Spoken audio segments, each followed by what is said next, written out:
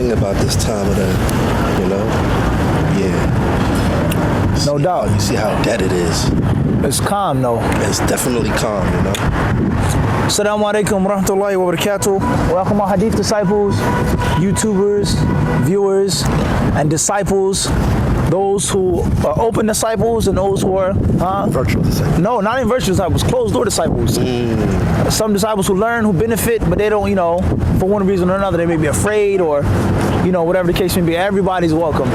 It's another exclusive official episode of 5 Minutes of Faida, not counterfeit 5 Minutes of Faida. People who still we bring into our play by Allah's permission.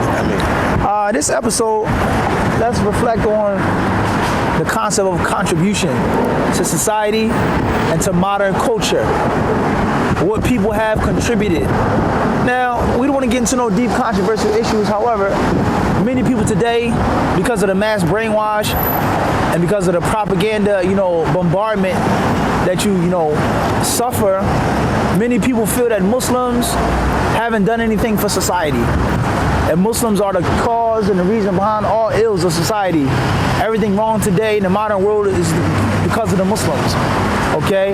And what Muslims have done, killed and enslaved and conquered, and that's it. Many Americans, they think this, and people besides Americans as well. We're talking about our people here. They think this. And the answer to the question, or the rebuttal of this false idea is, look at this right here. Now, as you all know, I'm not a big coffee drinker. Okay, the disciple culture, the original Hadith disciple culture is tea. Tea, sahih. Okay, whether it's hot tea, cold tea, black, green, however we make our tea. Every now and then you might be in the mood for some coffee. If I'm not a coffee guy, I'm not a Starbucks guy. Okay, Allah knows best what this means, what that signifies. Allahu alam. Okay, what the point is that how many Americans today enjoy Starbucks coffee? Or enjoy coffee in general? Or just what would the world be, what would America be without coffee?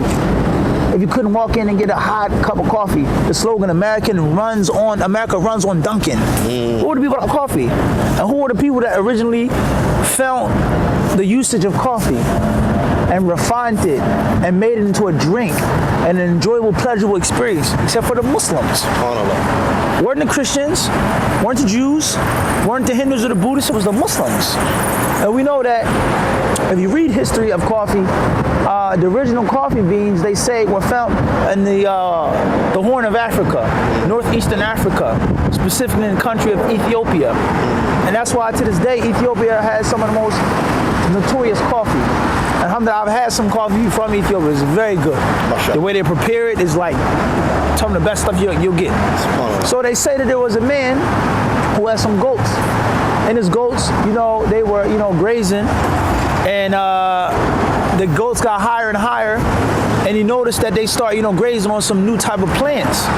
And when he took them down from the mountain and walked them back to their pen or resting area, he said, they weren't tired. The goats were jumping around, going wild, going crazy. He's like, why are my goats acting like this?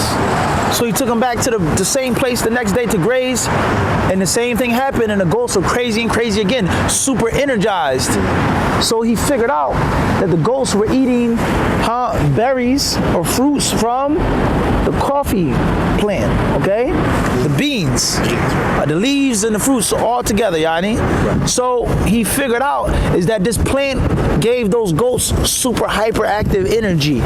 So he took some of those beans, some of those berries, some of those leaves, and eventually the Muslims, they refined it, they cultivated it, they learned how to roast it, okay, so on and so forth, until they made it into a drink. And the word coffee is originally extracted from a Turkish word that's originally extracted from the Arabic word qahwa. And qahwa is the ancient word for wine. And that is because the Arabs, just like many other societies, wine was an integral part of their daily lives. They drank in abundance. They like to drink. They like to sit in each other's company and drink wine, get drunk. So when Islam came and totally abolished, okay, the intake of alcohol and all alcoholic drinks, they needed a replacement.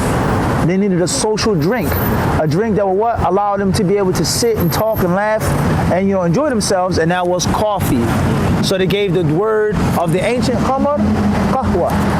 enriched from qahwa to kahva, Turkish, up until this day we have coffee. Right. So let Americans or any other people, let them just look and reflect. We ain't talking about science, algebra, astronomy, the compass, the number zero. None of those things, just coffee. And what would your American Christian life, Jewish life be without a cup of coffee? So before you talk about the Muslims and say things about the Muslims, we say read, educate yourself. Because ignorance causes you to say things that are totally wrong. And hopefully in another episode, we're going to talk about the concept of Muslims inside of the circle of Islam that are racist and prejudiced. And many Muslims, unfortunately, who may despise black people of color or people of color skin, especially people from Africa. And that's another concept with the coffee. Okay? And deeper than the coffee is the contribution that Africans made to Islam. We'll get into that in another episode. Allah subhanahu wa ta'ala knows best. All disciples, enjoy your tea. If you like coffee, enjoy your coffee. Assalamu alaikum wa rahmatullahi wa barakatuh.